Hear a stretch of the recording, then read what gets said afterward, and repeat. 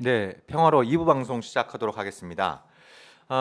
지난주 14일이었죠. 그 워싱턴에서 한미 국방장관들이 만나서 연례 안보 회의를 했습니다. 근데 여기 좀 짚어봐야 될 내용들이 많이 있는 것 같아요. 네.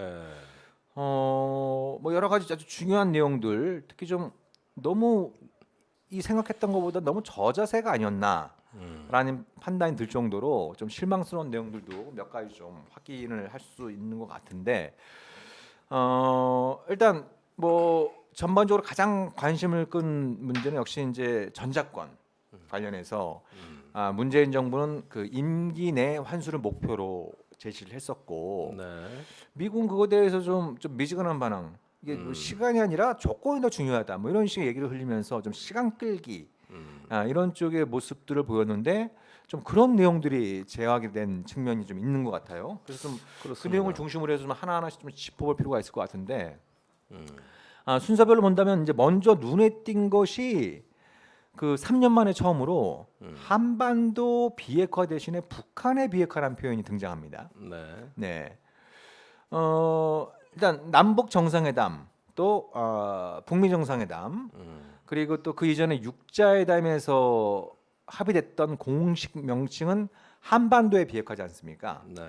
근데 여기에 이제 이번에 SCM 그 한미 연례 안보 협의회에서는 이제 북한의 비핵화라는 표현이 3년 만에 다시 등장을 하게 됐는데, 이거는 좀 어떻게 좀 평가를 할 수 있을까요? 그래서 이번 국방장관 회담에 대해서는 문재인 정부 하에서의 우리 국방부, 네. 트럼프 대통령 하에서의 미국 국방부라고 믿어지지 않는 합의 내용입니다. 네. 그러니까 아니 문재인 대통령이나 트럼프 대통령이나 다 아직까지 비핵화를 준수하고 남북한 또 북미 간의 합의를 준수와 유지 강화를 천명하고 있는 그 네. 정상들이 있는데, 이게 실무진들한테 전달되는 구조가 의심스러워요. 그러니까 네. 과거에는 실무진끼리는 다 합의했는데 이게 대통령한테 전달될 때 문제가 생겼다면, 네. 요즘은 대통령과 지도자들끼리 한 내용이 실무진에게 전달되는데 문제가 생겨요. 거꾸로 된 세상이 그래요? 거꾸로 된 세상. 그러니까 그 싱가포르 회담 에서 이제 북미 간의 합의, 또 남북한 군사 합의, 또 정상 선언, 이런 부분들에게 일관된 기조 위에서 국방부끼리 그걸 힘으로 뒷받침하는 네. 이런 어떤 하나의 주석이 이런 어떤 공동 성명이어야 되는데, 독자적인 생물처럼 따로 움직여요. 완전히 살아있는 것처럼 네. 대통령의 의중과는 무관하게. 이제 북한 비핵화라는 용어가 들어간 것도 그렇고, 또 그러면서 어떤 북한에 대한 어떤 지속적인 억제와 규제를 천명하고 있으면서, 이제 한반도 비핵화는 어떤 일종의 뭐 노태우 대통령 때부터 내려오는 어떤 하나의 규범 체계인데, 이런 용어를 갖다가 쓰질 않고 북한 비핵화다 말인즉슨 맞지. 뭐 최근에는 한반도 비핵화, 북한 비핵화와 동일시하니까 그렇다고 하지만, 이거는 조금 우리 그 군사 당국의 어떤 조직의 편향성이 좀 드러나는 대목이 아닌가, 이런 생각이 좀 그러니까 이게 드는. 사실 존 볼턴의 화법이거든요. 네, 그렇죠. 예, 예. 네. 존 볼턴이 그 2018년 싱가포르 북미 정상회담을 앞두고 그런 얘기를 했었죠. 한반도 비핵화는 북한의 비핵화다.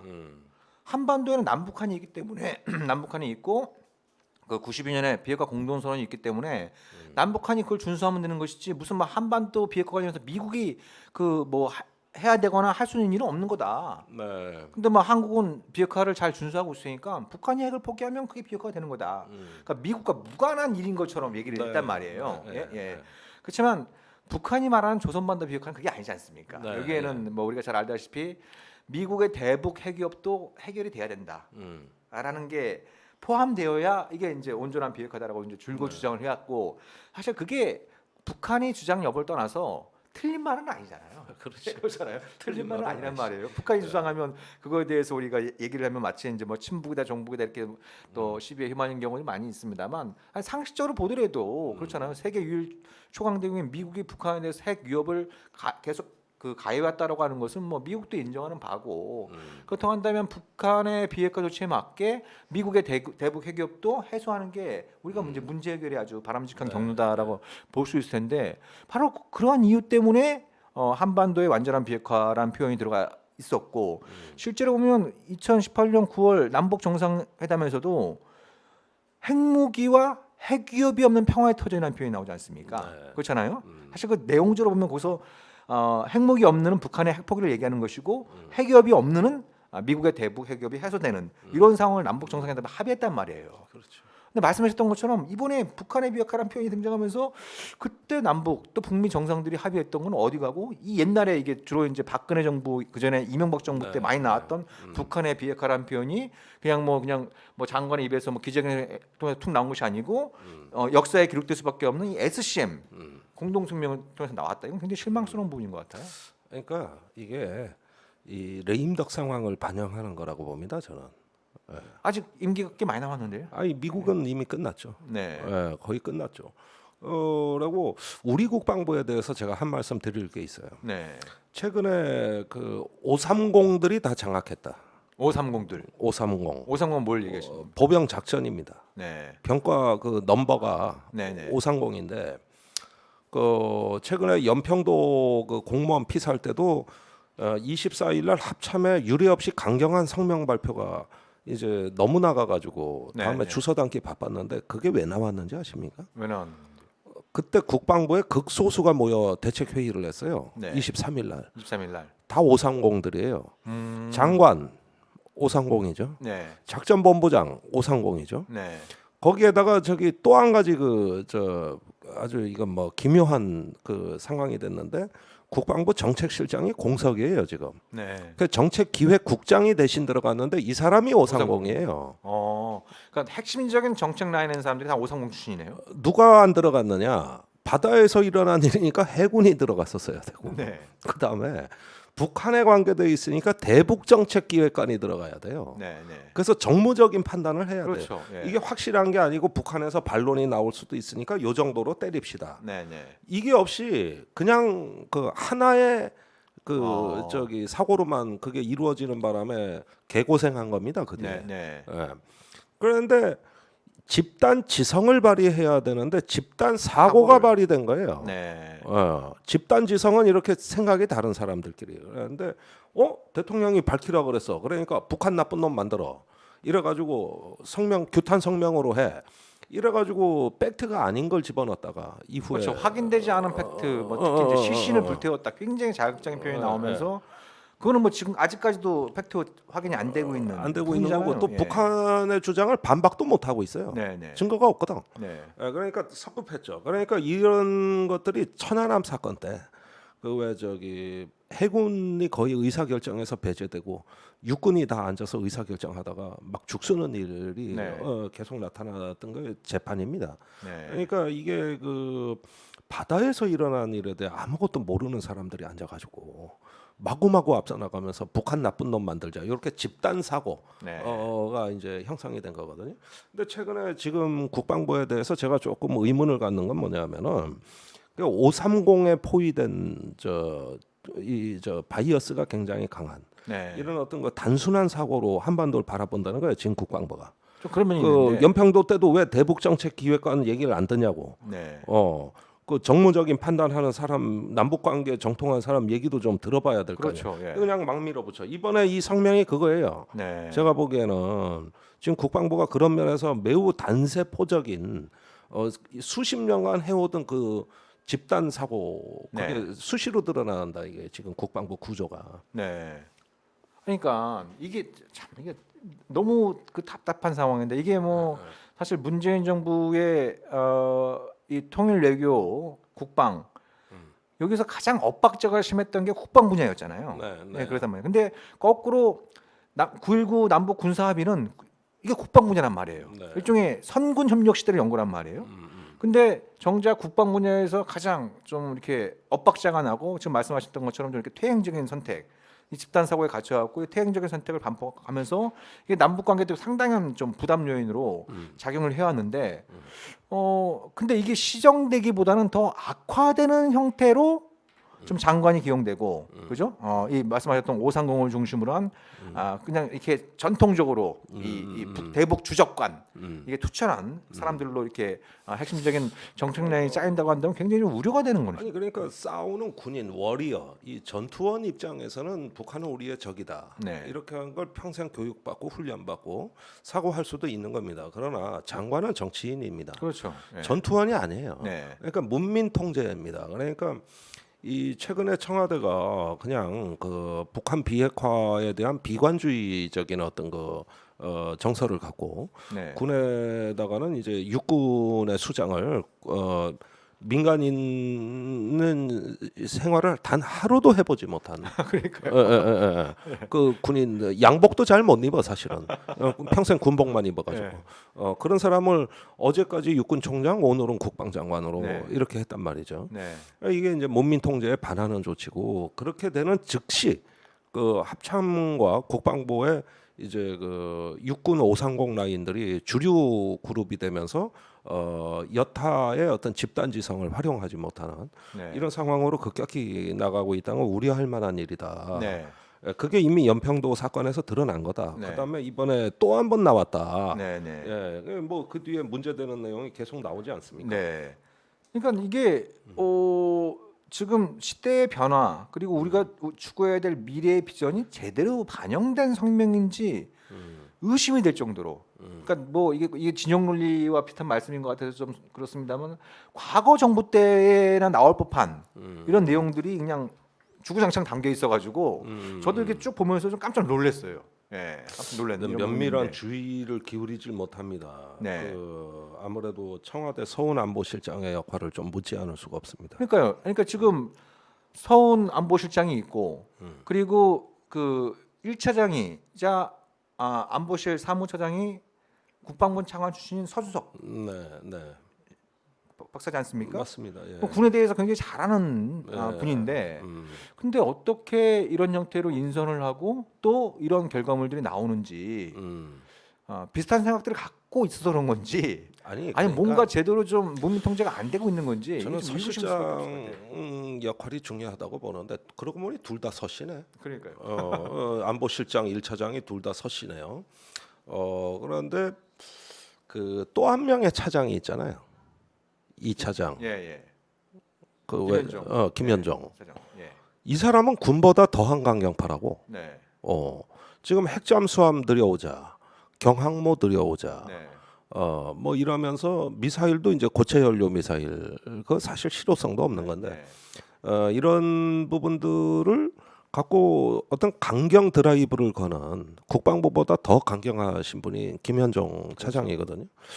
그러니까 청와대 내에서도 어떤 북한 문제를 갖고 의견이 통일됐다기보다는 여러 가지 생각이 다른 사람들이 각기 드라이브를 걸고 있다는 느낌이 들고 그런 가운데서 북한과의 이제 그냥 협상이 교착 상태로 들어가니까 네. 한반도의 비둘기파들이 좀 위축이 된 거 아닌가 하는 의심을 갖게 됩니다. 네. 그러는 동안에 이제 여기 뒤에도 나옵니다만은 어떤 앞으로 대규모 무기 도입을 예고하는 한미 간의 어떤 그 여러 가지 공약이라든가 또 성주의 사드 포대를 어떤 장기적인 계획하에서 앞으로 운영한다는 이건 뭐 네. 사실상 영구 배치로 전환된다는 걸 의미하는 거고 이런 하나씩 부분들이 뽑으면, 그러니까 지금 사드 말씀하셨는데 일단 이런 표현, 그러니까 정확한 표현은 사드 포대의 안정적인 주둔 여건을 마련하기 위해 장기적인 개혁을 구축하기로 하였다 이렇게 되어 있습니다. 여기서 눈에 띄는 표현이 안정적인 주둔, 지금은 임시 배치 상태인데 네. 안정적인 주둔 여건을 마련하려면 이게 정식 배치로 넘어가야 네, 된다라고 하는 해석이 가능하고 음. 그다음에 장기적인 계획을 구축했다라고 하는 게 일종의 좀 이게 지금 뭐 이게 북핵 때문에 배치됐다고 하는데 그거와 무관하게 좀 영구화되는 것이 아니냐 이런 아니, 해석을 그러니까 가능해요. 이 부분은 미국은 영구 배치로 네. 이제는 그 임시 배치가 아니라 상설 배치로 이미 전환하기로 한 건데 네. 우리 정부가 그런 영구적인 배치, 상설 배치라는 표현만 빼달라고 부탁한 거예요. 네. 제가 보기엔 그래요. 네. 지금까지 문재인 정부가 중국에 대해서 사드에 대해 뭐라고 변명을 했습니까? 임시 배치라는 거고 그렇죠. 예. 우리 사드의 전자판 중국을 관찰할 수 없다는 거고 네. 이런 이유를 댔고 또 성주의 사드 포대에 실제 가보면 중국 방면은 산으로 가로막혀 있어요. 네. 그래서 저 베이징 쪽은 못 본다 이거예요. 네, 네. 근데 직선으로 보면 또 북만주요. 그렇죠. 거기가 심양군구, 그 심양 집단군, 둥펑 21. 둥펑 21. 둥펑 거기 21 백두산 옆에 있어. 네, 그 네. 대련 쪽에. 네. 그러니까 그쪽으로는 또 볼 수가 있다고요. 그렇죠. 예. 예. 그러면은 저기 그 중국을 관측을 안 한다는 게 아니라 북한의 백두산 인근에 북한도 미사일 기지가 많다고. 네. 그러면 그 인근에 중국 미사일 기지나 뭐 북한 미사일 기지나 내가 보기엔 그게 그건데. 네. 어? 왜냐면 미사일은 레이더는 국적을 따지지 않거든요. 그러면 뭐 뭐 성주 전파가 레이더가, 예. 쭉 발사돼서 엑스밴드 레이더 그 극초단파 전파가 가다가 야 압록강 넘는다 여기서 우리 그만 가자 요랄까? 예. 요래냐고 아니거든. 그러니까 이제 이걸 어. 그래서 기술적으로 이걸 통제하는 부분하고 정치적인 해결 로드맵을 찾는 게 굉장히 중요한 부분인데 그런 측면에서 볼 때 굉장히 좀 우려되는 내용이 들어갔어요. 그러니까 이게 지금 저기 한중 관계가 많이 복원이 됐다고는 합니다. 네. 지금 양국 국방 차관 회담도 열리고 전략 대화가 재개됐잖아요. 한중 간에. 그래서 문재인 대통령 들어와서 많이 복원이 됐다고. 그러나 성숙되지 않고 있어요. 그렇죠. 그건 여전히 사드 문제예요. 사드 문제 여전히 사드 남아있고, 예. 문제가 미해결 과제로 남아 있고 네. 그러면서 더 깊이 있는 동반자 관계로 심화가 되질 않고 있는 겁니다. 네. 그거의 영향력은 지금도 이어지고 있어요. 그런데 여기에다 요 표현이 들어가면 어떻게 되는 거냐? 우리가 꼭 뭐 중국 눈치 보자고 하는 게 아니에요. 그렇죠. 예. 그게 아니라 이것은 애시당초 국민들에게 설명한 내용과 다르기 때문에 그런 네, 겁니다. 네. 이건 박근혜 정부조차도 사드를 배치할 때 뭐라 그랬냐면 임시 배치고 미국 MD와 무관하고 중국 감시용이 아니라는 걸 얘기한 게 문재인 대통령이 아니라 박근혜 대통령입니다. 네. 예. 그건 문재인 대통령 그 기조를 그대로 가져온 것뿐이에요. 네. 그다음에 내가 배치한 건 아니지 않냐. 그 전임 정부가 이렇게 얘기했는데 그건 내 입장이다. 그러면서 중국을 이렇게 싸바싸바 해가지고 달랜 거 아니야? 네. 지금까지? 네. 그래가지고 있는데 그래 한국이 그렇다면은 일단은 관계는 트자. 그러나 이건 미해결 과제로 여전히 남아 있는 거고 사드 네. 문제는 이렇게 중국이 나오기 때문에 이게 성숙된 관계로 못 가는 거라 성숙된 그러니까 관계로. 중국은 전반적인 게 뭐 사드가 철수되면 제일 좋겠지만 그게 힘들다면 현상 유지 정도, 그러니까 임시 배치 상태로 현상 유지되는 정도, 이런 어떤 상황들은 받아들일 수 있다라고 하는 입장인 것 같아요. 제가 종합적으로 그쪽과 접촉을 해보면. 뭐 그냥 근데, 참겠다지 뭐. 예. 근데 이게 마음에는 안 들지만. 지금 일반 환경 영향 평가 계속 실시되고 있는데 이게 끝나고 나면 이제 원래는 지금쯤이면 대체로 마무리가 될 시점인데 코로나 때문에 이게 좀 잘 안 되고 있는 부분이 좀 있는 거죠. 또 이럴 땐 문재인 코로나가 정부에서 또 여러 가지 예, 좋은 점도 예. 문재인 정부 계속 좀 이걸 갖다 좀 시간 끌려고 했던 부분도 좀 있고, 근데 언젠가 끝나겠죠. 예? 이게 아마 내년 초쯤에는 아마 끝나게 될 텐데 그럼 정식 배치 여부를 결정을 해야 되는 문제가 있는 것이고, 그렇습니다. 요즘 미국의 분위기는 대놓고 중국을 때리잖아요. 대놓고 중국을 얘기해요. 예를 들면 얼마 전에도 그 미국 국방부 고위 관료가 중거리 미사일의 배치 필요성을 아시아 동맹국의 중거리 미사일의 배치 필요성을 얘기하면서 중국을 바로 거명을 합니다. 옛날 같으면 뭐 북한 핑계 대거나 뭐 이렇게 했는데 지금 바로 중국을 거명하는 분위기란 말이에요. 네.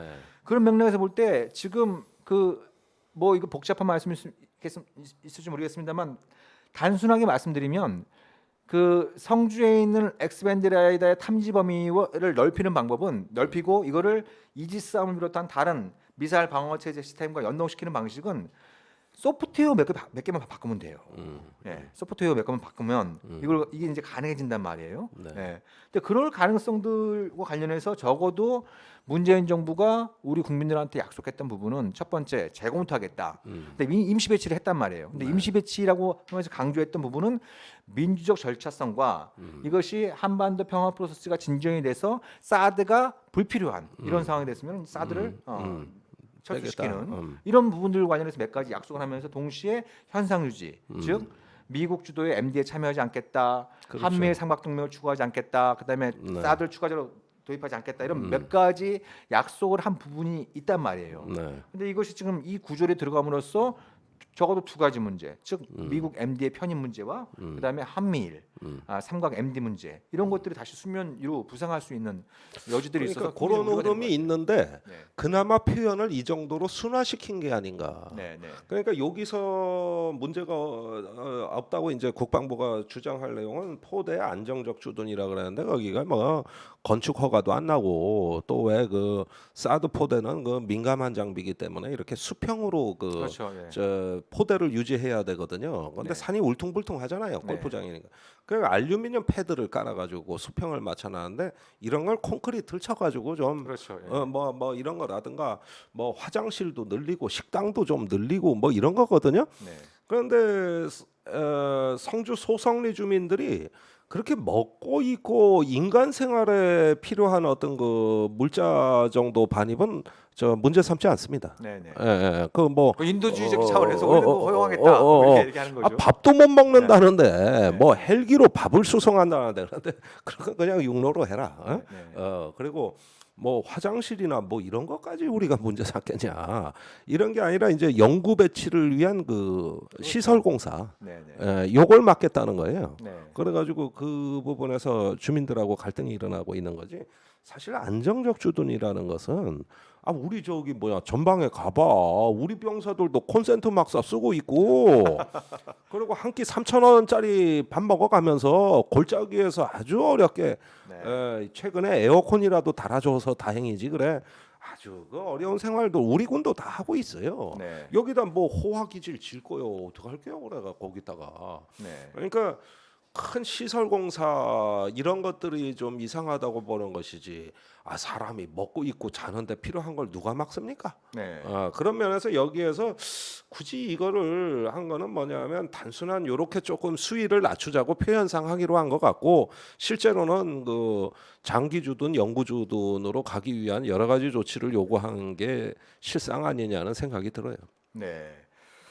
일단 이게 우리가 그 미중 간의 사드 갈등으로 인해서 얼마나 혹독한 대가를 치렀는지를 어떻게 보면 그거는 현재 진행형이기도 하기 때문에 네. 우리가 이 문제에 대한 관심을 좀 지속적으로 또 가져야 될 필요성이 있을 것 같고요. 가장 눈에 띈 이번에 SCM 공동성명에서 가장 눈에 띈 부분은 미국 측에서 이제 그 보안 전력, 그러니까 이제 주한미군 전력이 있고 네. 유사시에서 미국의 증원 전력이 있지 않습니까? 네. 증원 전력, 그걸 이제 보안 전력이라고도 하기도 하고 그것과 관련해서 과거에는 뭐 특별한 조건 없이 이걸 제공을 갖다가 공약하는 이 정도 수준이었는데 이번 같은 경우에는 구체적 소요 능력 및 기간을 결정하는 데 있어 보안 능력에 네. 우선적으로 여기서 또 이제 이 수식어가 재밌습니다. 우선적으로 한국의 획득 체계에 대한 이해가 필요하다. 이게 도대체 무슨 말입니까 이게? 굉장히 어려운 말입니다. 몇 번을 읽어봐도 네. 이게 뭘 지칭하는 건지 굉장히 뭔가 노골적인 지칭을 안 하고 빠져나가기 예, 예. 위한 레토릭 예. 이게 아주 굉장히 그 기교가 많이 들어가 있다는 느낌을 지울 수가 없네요. 사실은 예를 들면은 최근에 국방부에서 일어난 일을 보면은 그 미국 무기가 제때 계약 기간에 안 들어왔습니다. 네. 이제 대표적으로는 F-35입니다. 네. 그리고 연내 다 들어오는 걸로는 됐지만은 록히드나 보잉사가 코로나로 인해 가지고 공장이 마비되는 사태가 있었는데 이런 거를 앞으로 한국에 우선적으로 차질 없이 무기를 공급할 테니 한국이 이런 게 계약이 이행이 안 되면은 추징금 물렸냐 지체상금 물렸냐 국회에서 뭐 오만 시비가 다 벌어지고 뭐 별의별 게 있는데 이런 거 하지 마라. 네. 사정이 있어서 그러니까 한국의 획득 체계는 이해하지만 이런 것들 하면서 미국도 빨리 무기를 줄 테니 한국도 불필요한 어떤 그 페널티 부과 같은 것들 네. 이런 것들은 좀 자제해 줬으면 좋겠다는 양쪽의 어떤 희망 사항과 그런데 나 국회 가서 완전히 그러면은 저 목나라가 장관이 이랬을 거 아니에요. 돈은 냈는데 무기가 안 들어왔으면 나 국회 가서 완전히 모가지라니까. 네. 그러니까 그거 이해하는데 한국의 획득에 대한 이해가 있다.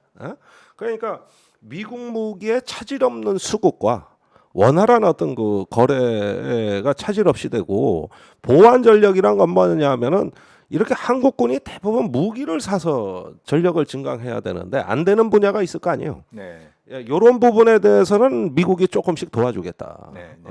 이런 뭐, 어떤 그러니까 뭐 이른바 이제 확장 억제로 불리는 확장 억제, 해구산, 뭐 미사일 방어 체제, 그다음에 한국의 좀 그 보유량이 미미한 뭐 재래시 전력, 또 이제 C4I 체계의 일부, 뭐 이런 것들을 의미하는 것 같은데, 근데 이 부분 관련해서 결국 이제 이 내용이 주목도 되는 것이죠. 그러니까 서욱 장관은 한반도 방위에 필요한 한국군의 적절한 방위 능력을 획득할 대한민국의 공약을 재확인하였다.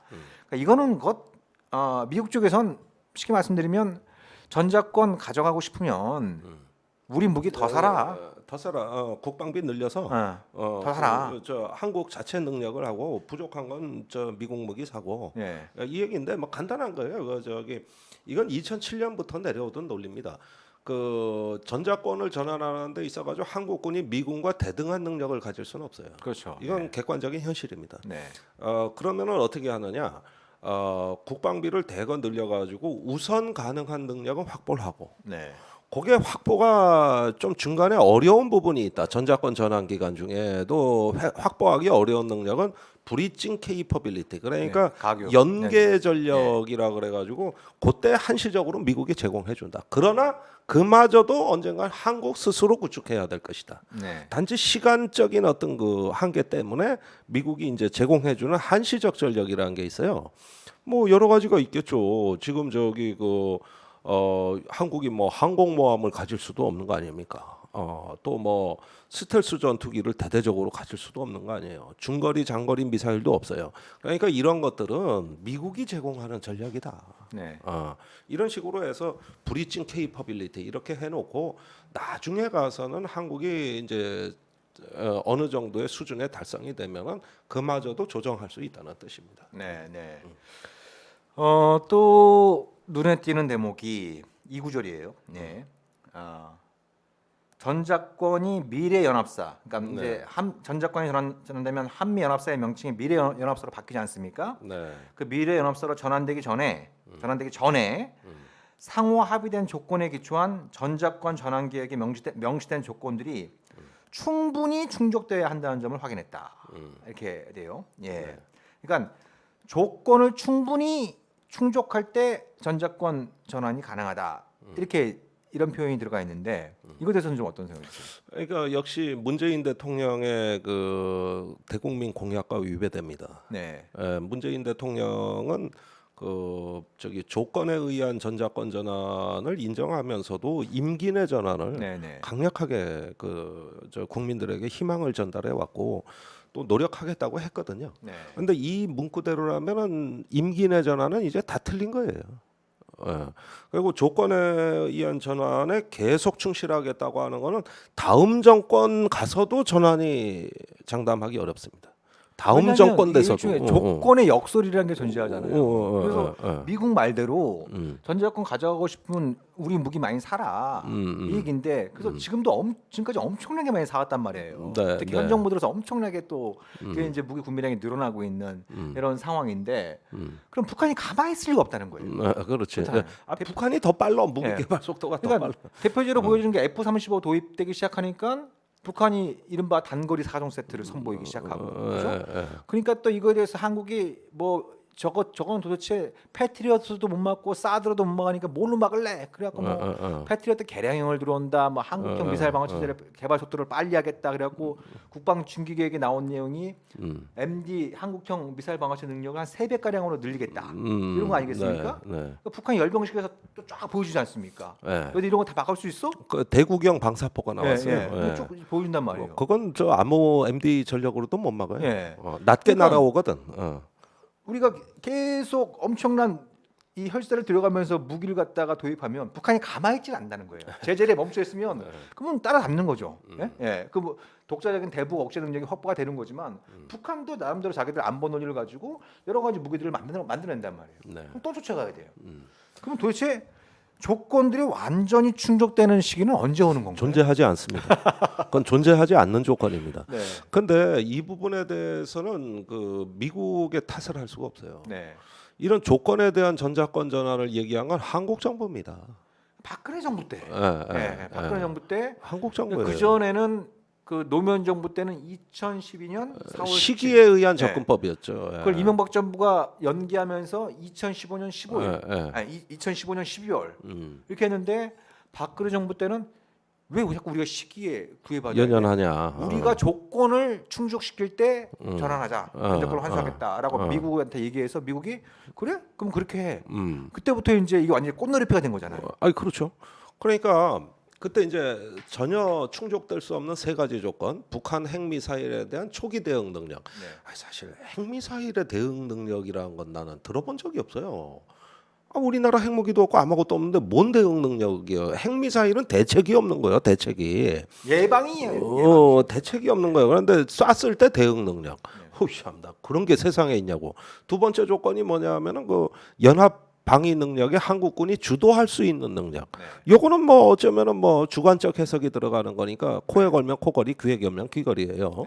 그리고 아니라 그러면 또 그만이에요. 세 번째가 영내의 전자권 전환에 유리한 지역의 안보 환경. 한반도와 영내의 안보 환경. 그럼 뭐 미중 관계 더 나빠지고 있는데 지금 뭐 홍콩 사태, 대만 사태 뭐 나빠지고 있는데 뭐 지역에서 좋아질 게 뭐 있냐고. 그러니까 이거는 영원히 충족될 수 없는, 존재할 수 없는 그 조건이 제시된 것이고 이거 충족돼야 전자권 전환을 가져온다. 그리고 미국은 아니 박근혜 정부 때 니네가 그렇게 하자 그랬잖아. 그렇죠. 우리 럼스펠드 때 빨리 가져가라 그랬어. 그 합의된 걸 니네가 뒤집었잖아. 그래고 우리는 합의된 대로 할 거예요. 이렇게 그냥 해버리면 할 말이 없잖아. 할 말이. 그래가지고 지금 이거는 꼭 뭐 미국이 주장했다기보다도 한때는 이게 한국 정부 주장이었고, 어처구니가 없어요. 과거에 합의된 거에서 아무런 해법도 못 내고 그냥 동화 반복을 한 거예요. 누구 얘기라고 할 것도 없이. 그러니까 뭐 말씀이 나와서 제가 그 부연 설명을 드리면 이명박 정부 때 전자권을 연기했던 결정적인 이유를 천안함 침몰에서 천안함 침몰 때문에 그렇다라고 이제 알려져 있잖아요. 근데 미국의 외교 전문을 갖다 쭉 보면은 이명박 정부가 미국의 전자권 연기를 타진한 시점은 2010년 2월 중순부터입니다. 천안함 침몰은 2010년 3월 26일에 발생했잖아요. 그거보다 한 50일 정도 빠를 때부터 미국의 전자권 전환을 갖다 타진을 하는데 그 연기를 타진하는데 근데 미국에서 이상하잖아요. 아니 그전 그 국방장관 회담에서도 이제 차질 없이 계속 진행하기로 했는데 얘네들이 갑자기 왜 이러지? 그래서 이 일을 보니까 자기들 남대로 분석을 해보니까 그런 거였죠. 이게 행정수도 이전 문제 가지고 친이계하고 친박계가 막 갈등이 막 벌어지고 있으니까 이게 2010년 지방선거에서 이게 불리하게 작용할 수 있다. 그래서 뭔가 친이 친박을 비롯한 보수층의 결집을 이끌어낼 수 있는 아젠다가 필요하다.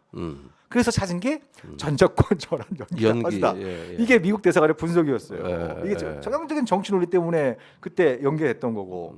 또 박근혜 정부 때도 뭐 북한이 핵과 미사일 이런 능력을 갖다 막 강화하고 뭐 정전협정 백지화를 선언하고 비핵화 그 뭐 종언을 선언하고 막 이러니까 또 미국의 요청에서 이제 이걸 또 연기했다라고 알려져 있는데, 근데 연기를 타진한 시점은 2013년 5월 말입니다. 근데 아시다시피 주로 한반도 정세가 안 좋았을 때는 2, 3, 4월이에요. 그러니까 이제 근데 그 직전 5월 초까지만 하더라도 국방부 업무 보고를 보면은 전자권 환수 예정대로 추진하겠다. 그렇게 돼 있었죠. 그렇게 돼 있었잖아요.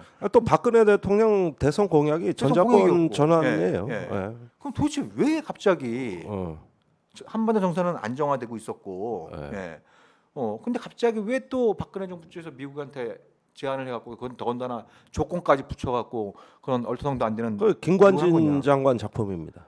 그때부터 그 얘기가 나왔던 거고, 김관진 장관은 이제 MB 때부터 국방장관을 하고 그 박근혜 정부 와서는 안보실장으로 됐는데 MB 정부 때 전자권 전환 연기의 조건에 의한 전환 논리를 개발한 게 김관진 장관이에요. 그분이 박근혜 정부의 안보실장으로 온 거예요. 그리고 또 그때 국정원장이 남재준, 그 육사 라인의 가장 최고참 선배, 그 남재준 당시 원장은 대놓고 얘기하지 않았습니까? 전자권 재연기는 내 소신이다. 뭐 이렇게 얘기를 갖다 대놓고 이렇게 했던 이런 것들이 이제 새삼 떠오르게 되는데, 그러니까 그때 쌓였던 이 적폐, 이 문제 때문에 더군다나 또 문재인 정부는 이걸 좀 계승할 게 아니라 좀 바꿔 개선하려고 노력을 했어야 되는데 사실 그걸 그대로 계승하고 갑니다. 그죠? 예. 그러면 아니 정권이 바뀌었으니까 미국한테 그런 조건이 아니라 시기로 과거에도 두 차례 그랬으니까 시기로 바꿔야 된다라고 제안을 해서 뭔가 좀 상황 변화를 만들었어야 되는데 그런데 그걸 못한 거죠. 그러면서 전자권 전환을 문재인 대통령께서 이제 임기 내 하겠다는 말씀을 하시고 그렇지만은 그걸 관리하는 논리는 박근혜 정부 논리에 그 편승을 하니 이게 이제 실상의 3년이 지난 지금에 와서 보면은 결국은 안 되는 접근을 했던 것이죠. 이거는 이런 식으로 가면은 이제 전자권 전환 얘기는 다음 정부 때 꺼내지도 못할 판이에요. 지금 그런 상황까지 갔어요. 그러니까 꺼내지도 못해. 꺼내지도 조건이 하나도 안 맞아. 그러니까 이런 상황으로 갔는데 이번에 이제 한미 그 국방장관 회담에서 이게 재확인되는데 그것도 역시 국방부의 집단 사고입니다. 그 지금 국방부는 현상 유지를 선호하니까 그래서 이런 어떤 그 변화를 조금 돌파해 보겠다고 하는 것이 나타나지가 않고 퇴행한 거예요. 과거에 국방장관 회담에서는 차질 없는 전자권 전환을 이야기했는데 이번엔 그것이 반대로 됐다는 거예요. 반대로 완전히 뒤집혔어요. 충분히 충족해야 된다라고. 완전히 뒤집힌 겁니다. 조건을 충족도 아니고 충분이라고 하는 또 그러니까 이제는 거의 항복 선언이죠. 근데 거의 뭐 이게 우리 군수내부 특히 육군 쪽에서 이렇게 전자권 전환에 대해서 체질적인 거부감을 갖고 있는 건가? 그 이유 관련해서 전자권이 전환되면 우리나라 장성수가 줄어들게 돼 있잖아요. 한 50개 정도. 이건 전자권 여부와 관계없이 줄어드는 계획입니다. 근데 국방개혁 안에. 국방 노무현 정부 때 만들었던 국방개혁 2020에 따르면 그죠? 장성수가 뭐 정확한 수치는 그때도 뭐 공개가 안 될 것 같은데 60명이 그때 나온 수치예요. 한 60명 60명 줄이는 걸로 돼 있고 이명박 정부 때 전자권 전환을 한수를 연기하면서 그 숫자가 거의 그대로 유지됩니다. 박근혜 정부 때까지. 그렇죠. 거의 유지되는. 그러니까 육군 수뇌부가 전자권 전환을 반대하는 본질적인 논리 가운데 하나는 이게 별자리 생각 때문에 그런 거 아니냐. 그러니까 조금 이런 폭넓게 느낌인 것 얘기하네. 그거는 이제 작게 보면 그런 거고 전자권이 전환돼서 우리가 명실공히 한반도에 그 시더라 그럽니다. 이 전구 전쟁 전역 또 전구 작전 이런 것들을 주도하게 되면 3군이 균형 있는 전력이 필요합니다. 그렇죠. 어떤 육군 위주로 갈 수가 없어요. 그런데 지금 우리 국방의 70%가 육군입니다.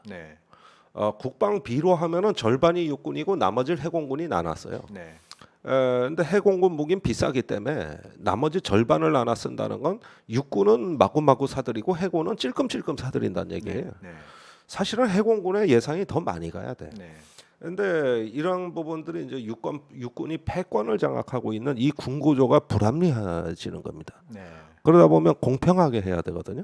균형 있게 가고 유연하게 만들어야 되는데 이런 국방 개혁을 또 잘 저항하는 게 육군이거든요.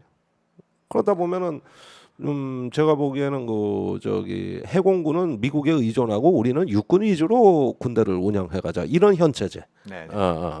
이런 체제 예산도 많이 나오고 가장 별자리도 확보하고 편하고 좋고 달콤하죠.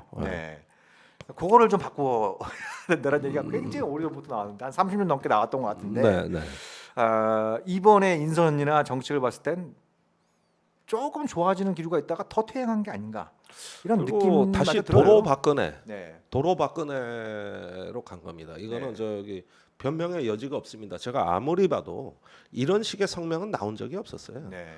최근에 올수록. 근데 이번에 나온 거는 이제 북한 핵 문제에 대한 비관적 인식을 바탕으로 해서 다시 보수 정권으로 되돌아간 이런 어떤 그 성명이 사실상 나온 것이다.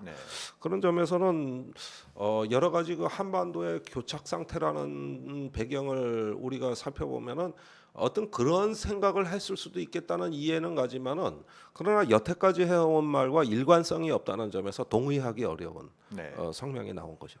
그렇죠. 이것이 특히 더군다나 지금 정부에서 계속 얘기하고 있는 종전선언. 그러니까 정말 종전선언을 추진하겠다라는 생각을 갖고 있으면 뭐 우리가 지난번 방송에도 말씀 나눴습니다만 내용 없는 종전선언은 사실상 하나만하거나 오히려 역효과를 낼 수 있는 거 아니겠습니까? 종전을 선언했는데 한미연합훈련은 계속하고 대규모의 군부진강 계속되고 이럴 바에는 안 하는 게 더 나을 수도 있는 그렇잖아요. 우리가 9.19 군사합의를 두고 우리는 사실상의 종전선언이라고 얘기했지만 북한은 있으나 마나한 이런 그 평가가 양극화된도 이제 그런 인식의 차이가 있는 부분인데, 그러니까 청와대 쪽에서는 종전선언을 굉장히 강하게 밀어붙이는 것처럼 막 보이는데, 근데 이번에 SCM 공동성명을 보면은 한미연합훈련은 계속 지속하기로 확인을 하고 또 이제 계속 지속적으로 이제 군비 증강을 하겠다는 내용도 좀 담기게 되고 전자권 전환은 또 하염없이 좀 미뤄지는 것 같고, 그러니까 이런 엇박자 이런 것들이 계속 그 나타나고 있는 이런 현상에 대해서 이게 제대로 이런 문제 의식을 대통령을 비롯한 핵심적인 정책 라인이 그걸 갖고 있는지 뭐 의구심이 드는 부분인 것 같아요. 저는요 네. 한미 국방 당국이 정권을 초월한 집단들이기 때문에 네. 사실 아무리 문민 통제를 강조한다 하더라도 거기는 직업군으로서 이렇게 오랜 동안 유지된 전통이 있고 그들끼리 이런 이야기를 할 수 있다는 걸 저는 솔직히 이해합니다. 네네. 예. 그리고 군인이라면 마땅히 훈련을 해야 된다. 이 얘기도 난 이해합니다. 네. 군대가 있고 연합훈련이 필요하다? 이해합니다. 왜냐? 한미연합 지휘 체계가 워낙 복잡하기 때문에 매년 시스템을 한번 굴려봐야 이게 네. 제대로 돌아가는지 아닌지 알 수가 있어요. 네. 얼마나 복잡합니까? 전시와 다르고 평시가 다르고 또 연합사 내에도 보면은 연합사령관이 직접 지휘하는 부대 배송만 받은 부대 예컨대 미7공군 그 지휘권이 없어요. 그렇죠. 주한미군 또 인도 사령관. 태평양 사령부에 있는 거죠. 또 인도 일본에 가 있는 또 유엔사 후방기지. 후방기지. 이게 도대체 어떻게 움직이고 누가 책임자고 뭐가 어떻게 되는지 이런 것들은 훈련을 해서 절차를 숙달해봐야 알 수가 있어요. 그런 점에서 훈련은 필요해요.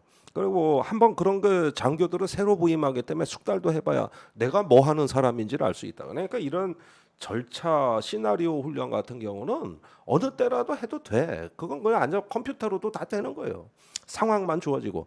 근데 굳이 이런 것들 일상적인 군대 수준을 넘어가지고 자꾸 뭔 연합훈련 이런 것들 하는데 어떤 거 자꾸 중국 들어라 북한 들어라 이런 식으로 발표할 만한 사안도 아닌 겁니다. 네. 이런 문제들은 그럼 군대가 존재하는 한 어쩔 수 없는 거고 하는 거니까. 다만 그러한 필요조차도 양국의 국군 통수권자인 대통령의 통제를 받아가면서 하는 거지 지들 맘대로 하는 게 아니에요. 네. 자기들 맘대로 하는 게 아니라고. 내가 하고 싶다고 그러면은 뭐 부모가 가진 돈 없는데 나 축구 하겠다, 나 바이올린 하겠다 그래가지고 강남에 제일 좋은 학원 가가지고 돈 팡팡 쓰면 되는 겨? 부모 주머니 사정도 생각하고 부모 입장도 생각해야지. 그러니까 대통령 입장이란 게 있는 거고 그래서 조율되는 건데 연합 그 훈련 뭐 전자권 이런 중요한 의제가 들어가는 SCM이라면 청와대 사전 보고를 하게 돼 있습니다. 그러니까 지금 그 말씀 주신 부분 거기 안보실장하고 다 협의하고 나와야 되는 네. 거예요 이게. 그렇죠. 당연하겠죠. 그러니까 어. 우리가 그 작년 여름 상황 이렇게 보면 그 판문점에서 트럼프가 김정은을 만나서 이번에 진짜 그 연합훈련 안 할게 약속했잖아요. 예, 예. 근데 7월 그 하순에 당시 존 볼튼 백악관 안보보좌관이 그 청와대에 가서 정영 안보실장을 만납니다. 그래서 이제 그러면 한미연합훈련을 어떻게 할래? 어떻게 할까? 그래서 두 사람이 합의한 게 하자. 하자는 쪽으로 이제 합의를 하고 존 볼턴이 이제 백악관 가서 그걸 트럼프한테 보고를 합니다. 조인트 까일 각오를 하고 이거 어찌됐든 대통령이 약속한 걸 안보실장끼리 뒤집은 셈이 되는 거니까. 그러니까. 예. 그런데 그 트럼프의 반응이 그래? 알았어.